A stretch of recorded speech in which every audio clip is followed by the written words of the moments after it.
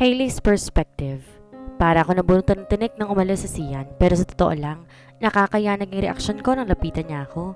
Sino bang di magiging masama ang isip kung gano'n ikulong niya ako sa magkabilang kamay niya? Naupo ako sa kama at pinagmasa ng silid. Napakalawak niya.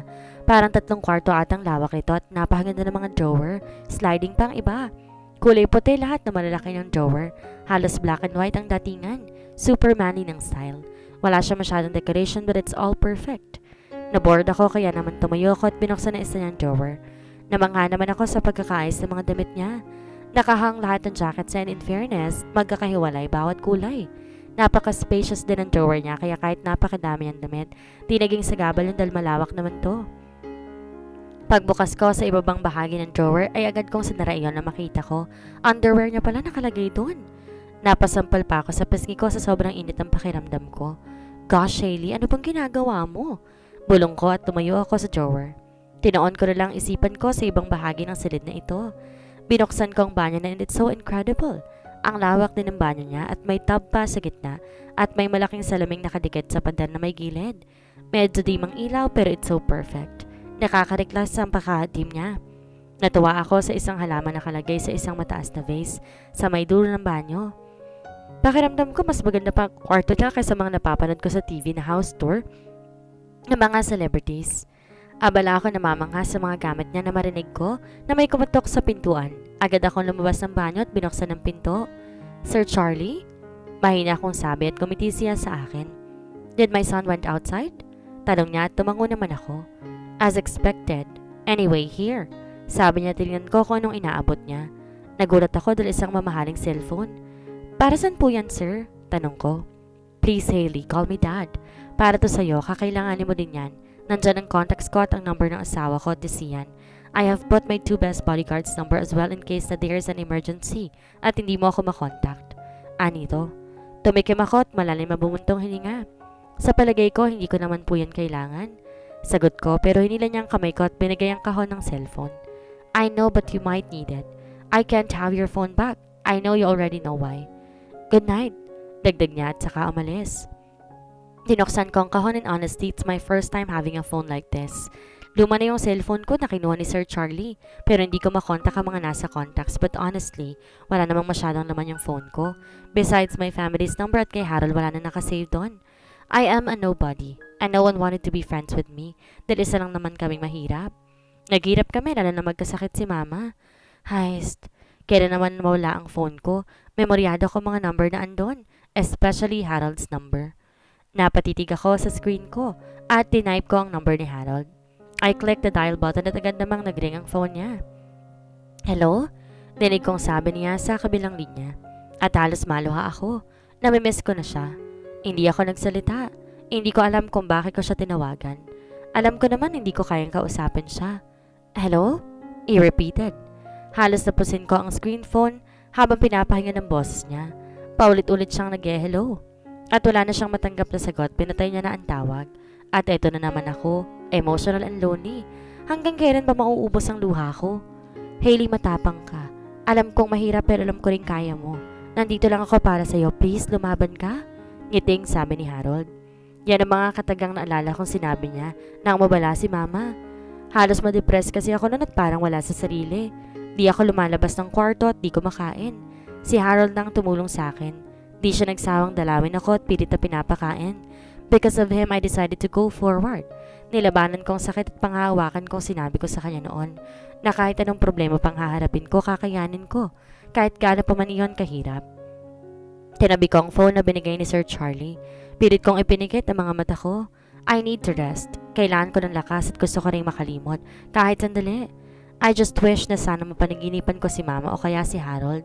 Kahit sa panaginip man lamang makasama ko sila.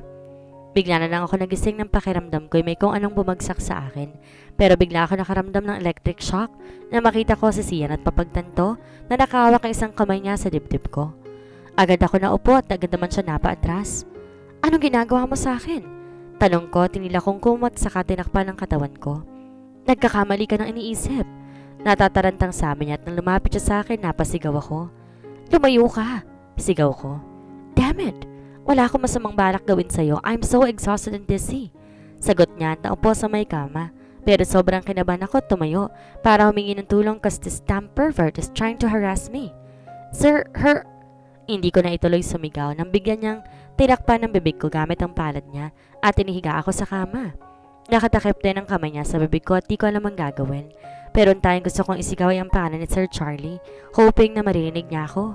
Dahil sa ngayon siya nang inaasahan kong makakatulong sa akin, sa kabila ng galit ko sa kanya. Shh! He hissed and I stared at his eyes. Mukhang kinakabahan siya pero kung wala siyang balak gahasain ako, ano sa tingin niyang ginagawa niya ngayon?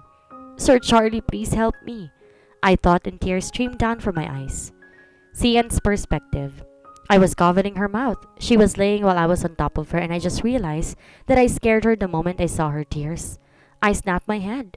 Nagulat lang naman ako dahil sumigaw siya at di ko gustong isipin ng buong tao sa bahay nito na may ginagawa ako na masama sa kanya. Nakaramdam ako ng awa and the guilt is devouring me. Binitawan ko siya at di siya sumigaw.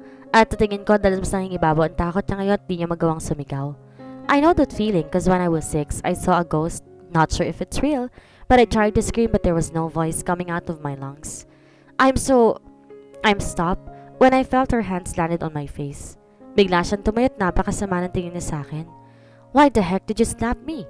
Tanong ko sa kanya. You were trying to harass me. Sigaw niya at di ako makapaniwala na gano'n na lang talaga kadumi siya ako mag-isip. Of course not. I fell and I accidentally held that thing. And even if I do, you are my wife. It's what married couples do. Panginis ko at bigla na lang siyang umalis kaya naman tumayo agad ako. Where do you think you're going? Magsusumbong ka sa magaling kong ama? Pagpapigil ko sa kanya at napahinto siya sa paglalakad at muli lumingon sa akin. Siyempre hindi. I just want to get out of this room. Sagot niya at nakakong magsasalita ako. Bigla ako nakaramdam ulit ng pagkahilo. Sumakit ang ulo ko at biglang lumabo ang itsura niya. Tanging ko rin ang balat at damit na lamang ang naaaninag ko. Sinubukan ko magsalita pero biglang nagdilim ang paningin ko at ramdam kong nawawalan na ako ng balanse. This is not good. Hailey's perspective. Of course not. And even if I do, you're my wife. It's what married couples do. Balak niya ba talagang gawin yon? I don't know why he still has the guts to say those words. Of course, I want to do that, pero what can change after that? Di naman ako makakaresist sa hindi naman ako sigurado kung totoo nga bang sinasabi niya. He hates me kaya posible din naman ang sinasabi niya. Hailey, just get yourself together. Matapos ko siyang sagutin, tinalikuran ko na siya para umalis. I want to peace my head pero nagulat ako na may marinig akong bumagsak. I thought he just threw something pero nang lingunin ko kung ano yung narinig ko, nagulat ako dahil nakandusay na siya sa sahig. Agad ko siyang nilapitan at wala siyang malay. Kinakabahan ako dahil di ko alam kung ano nangyari sa kanya. Sian? I whispered as I'm shaking his body softly but I got no response. Nang ilapit ko naman ang tenga ko sa dibdib niya trying to check if he's still breathing. Nakakatawa mang isipin ko na baka patay ng lalaking to pero mas mabuti na yung mag-ingat. Napabuntong hininga naman ako dahil ayos lang siya at isa pa na pagtanto ko nakainom siya dahil nang ilapit kong ulo ko nangangamoy alak siya. Now everything makes sense. Maybe fell earlier kaya napahawak siya sa dibdib ko nang di sinasadya. Ganun pa man, kinikilabutan pa rin ako sa nangyari. Sino ba namang hindi? Ikaw kaya magising na may lalaki nakahawak sa hinaharap mo. Gusto ko sanang lumabas para humingi ng tulong, pero gaming-gabi na nga at tulog na ang lahat. Hindi ko sila gustong istorbohin kaya naman, sinubukan ko siyang iangat pero masyado siyang mabigat. Diyos ko, ano bang nangyayari sa buhay ko? Bakit ganito? Sian, magising ka dyan, sabi ko. Sinubukan ko siyang gisingin dahil napakabigat niya at hindi ko siya magawang iakyat ng kama. Pero mukhang napakalakas yata ng tama niya at di siya magising. Kaya naman lumapit ako sa drawer kung saan ko nakita ang extra comfort at kumot niya. Agad kong hinilang isa sa mga comforter niya at kumot. Nilapag ko sa sahig. Sa may tabi niya at doon ko siya tinulak at pinagulong ng bahagya para matulog. Pinunasan kong pawis ko tuminga ng malalim. Not again. Napapansin kong pawis na pawis siya. Pahala ka dyan. How dare you touch me kahit aksidente pa lang yun. Paghihirap ko at naupo sa kama. He deserved it. Hindi ko siya binagyang pansin. Hinayaan ko siya doon ng ilang minuto pero hindi rin kinain ng konsensya ko. Subukan ko mang baliwalain siya, hindi ko naman magawa. I rolled my eyes and find a face towel. Matapos kumuha ng tubig para ipunas sa kanya, nilapag ko muna iyon sa may tabi ng ulo niya at dahan-dahan ninubad ang t-shirt niya. Nang ilabas ko ang damit niya, agad namang bumungad sa akin ang 6 pocket abs niya. Di ko alam pero tila natatuliro ata ako. His body is too perfect and masculine. Hailey! Isang malakas sa tinig ang sumigaw sa isipan ko, kaya naman nagising ako sa kung anumang nangyayari sa akin. I shook my head and tried to continue what I am doing. Akala ko sa panonood lang nangyayari yon, yung natutuliro ka pag nakakakita ng abs, pero totoo pala, especially if they were perfect like this. Dahan-dahan kong pinunasan ang mukha niya. At sinunod ko naman ang leeg at kilikili niya. Natawa ako nang umiti siya, akala ko magigising siya but I guess nakikiliti siya. This man? Naiinis kong bulong. Matapos ko siyang punasan, agad akong bumaba, kumuha ng damit niya at pinalitan ng pang-itaas niya. I never done this with Harold. Nakaramdam ako ng pagod, kaya naman, matapos kong ayusin ang gamit ko, kinumutan ko siya at nahiga sa kama. Pinagbasgan ko siya sa may sahig habang nakahiga sa kama. Di ako makapaniwala na I'm sleeping in a man's room. Hanggang kailan matatapos ito? Nagulat ako na marinig ko siyang magsalita. Akala ko nagising siya pero I just realized that he's having a nightmare. Maybe, or just some dream. Please, stay with me. I can't live without you. Hindi ko alam kung ano bang sinasabi niya, pero ang tayong alam ko ay napakalungkot ang tono ng boses niya. Napaisip tuloy ako kung ano ba ang napapanaginipan niya. Pipilitin ko sana siyang gisingin, pero lalo lamang siyang huminto sa pagsasalita at nagulat pa ako na makikita kong luha sa mga mata niya. Hindi ko alam pero naku-curious ako. May nangyari ba sa kanya or it's just a dream? Pero mukhang napakalungkot niya. Ang sakit ng ulo ko na magising ako. Napahawak ako sa ulo ko at naupo ako na mapagtanto ko na nakatulog ako sa sahig. Pero may nakalapag namang comforter at napalitan na din ang damit ko. Pilit ko inalala ang nangyari kagabi na mag-flashback sa akin ang lahat. Napatayo ako at agad napapikit sa sobrang kahiyan. I shouldn't drink that much. You are such an idiot, Sian. Bulong ko na mahagilap kong asawa ko nakahiga, natutulog na mahimbing sa kama. At muli ako nakaramdam ng init ng ulo. Agad ako nagpunta sa banyo at naligo. Ang sakit pa rin ng ulo ko kaya pinilit kong maligo sa sobrang lamig para din mawala ang hangover ko. Na matapos ako magising, lumabas na ako ng banyo. Tulog na tulog pa rin si Hailey. Napakakalat niya pang matulog dahil halos nakabuka pa ang dalawa niyang paa at saka nahulog ng kumot niya sa sahig. Napairap ako, tinayos ko na lamang higaan ko at ang kumot niya. Kinumutan ko siya at saka lumabas ng kwarto. Good morning, my son. Nagtatampo ko sa kanya kaya hindi ko siya pinansin. Nababangga ako ng isa naming maid. What's your way? Are you that stupid? Galit kong sabit, bigla naman siya yumuko. Bumuntong hininga ako na naiinis na lumapit sa akin si Mama.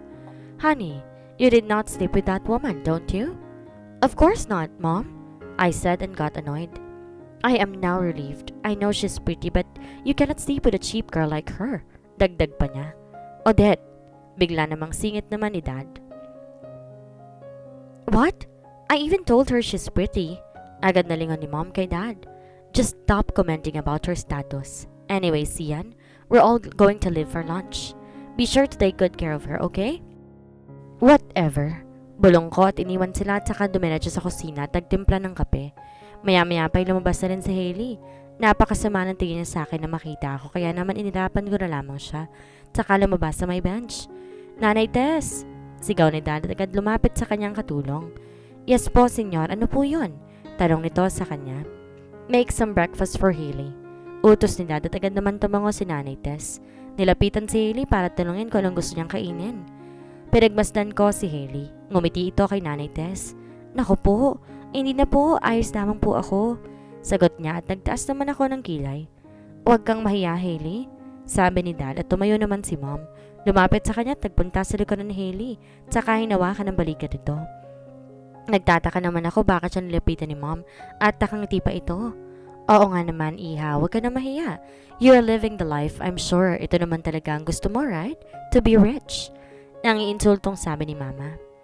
Hindi siya umimik sa sinabi ni Mom. Yumuko lang na siyang pinagtataka ko. She looked unhappy, pero dapat lang sa kanya. Masakit bang marinig ang katotohanan? Stop it, Odette. There's my dad again. Pinagtatanggol ang magaling niyang daughter-in-law. Nanay Tess, samahan mo na lang si Hailey sa kusina at tanungin siya kung anong gusto niya. Utos ni Dad at tanda naman siyang hinila ni Nanay Tess. Palapit sila sa akin since dito pa naman ako malapit sa may kusina. Kita kasi ang dining area at sala dito sa kusina dahil di naman padara nagsisilbing divider kundi isang napakalaking bar table at stool na nasa paligid nito. Good morning, sir. Bati sa akin ni Nanay Tess. Tumango ako sa kanya. Tinignan si Hailey sa mata pero hindi niya ako tinignan at sinundan lang si Nanay Tess na hila-hila siya. Ma'am, ano pong gusto mo? Tanong ulit ni Nanay Tess. Ayos lang po ako. Magkakape na lamang ako. Sabi niya. Po? Kape? Sigurado ka po? Gulat na tanong pa ni Nanay Tess. Opo, sa katunayan, kape at tinapay lang naman po talaga ang nakasanayan kong umagahan. Mahina at nahihiya niyang sagot. Ganun po ba? Pagtitimpla ko po kayo. Ngitiin ni Nanay Tess pero biglang hinawakan ni Hailey ang kamay niya. Naku, wag na po. Di naman po mahirap gawin. Ako na po magtitimpla. Ngiti niya at tinanong pa siya ni Nanay Tess kung sigurado ba siya. Tumango lang si Hailey. Tinanong niya na lamang kung saan nakalagay ang mga baso at saka mga kape at asukal. Ikaw po, Nay, gusto mo ba ng kape? Pagtitimpla kita. Sabi niya at nahiya namang tumanggi si Nanay Tess. Ewan ko pero naiirita ako. She's feeling at home. Tumikim ako at agad na napatingin sa akin ng dalawa. Tinignan ko ng seryoso si Hailey at binigyan niya naman ako ng inosenteng tingin. Ma'am, mukha po atang gusto ni Sir na siya ang yayain ninyo. Kinikilig na sabi ni Nanay Tess. Halos maibog akong iniinom kong kape sa narinig ko. What? Napalakas ako ng sabi at gumiti sa akin si Nanay Tess. Sorry po sir, bigla po kasi kayong tumikim na parang may gusto po kayong sabihin na gusto niyang mapansin kayo. Pagpapaliwanag niya. She really has a big mouth and random understanding. Ang layo naman na nasa isip niya. Tinignan ko si Hailey at parang natatawa pa siya. Ano to? Natatawa siya na nagkamali si Nanay Tess ng iniisip? Magtimpla na lamang kayo ng kape dyan at di ko ano-anong iniisip. Masungit kong sagot, saka umalis na lamang at lumabas para magpahangin.